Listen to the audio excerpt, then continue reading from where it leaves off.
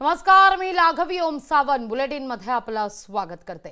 राज्यात महायुतीचं सरकार स्थापन होणार हे आता निश्चितच आहे, पण मंत्रिमंडळाचं स्वरूप कसं असेल अद्यापही गुलदस्त्यातच आहे। पाहूया महायुतीचा मंत्रिमंडळाचा नेमका फॉर्म्युला आहे तरी कसा।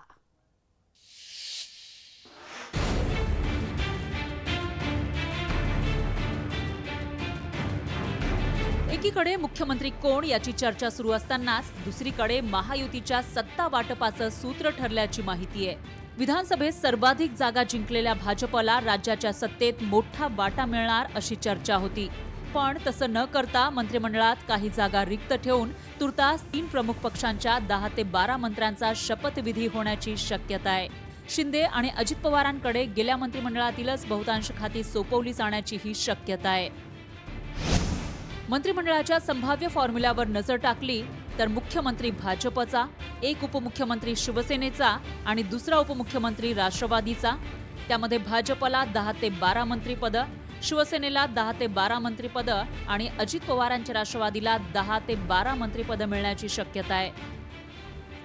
मुख्यमंत्रीपद आणि महत्त्वाची खाती भाजपकडे ठेवून समसमान जागावाटपाचा फॉर्म्युला चर्चेत असतानाच सत्ताधारी राष्ट्रवादीचे ज्येष्ठ नेते छगन भुजबळ यांनी मात्र भाजपचे सर्वाधिक आमदार असल्यानं त्यांचे जास्त मंत्री असतील अशी प्रतिक्रिया दिली आहे।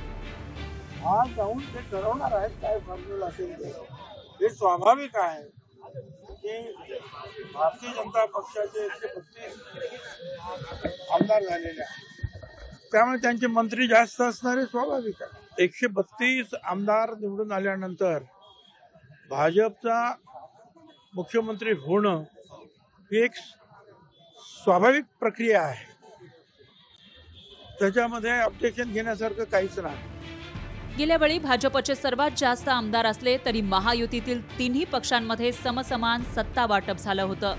प्रत्येक पक्षाला 9 मंत्रिपदं देण्यात आली होती। मात्र 2024च्या विधानसभेत भाजपनं 132 जागा जिंकल्यात।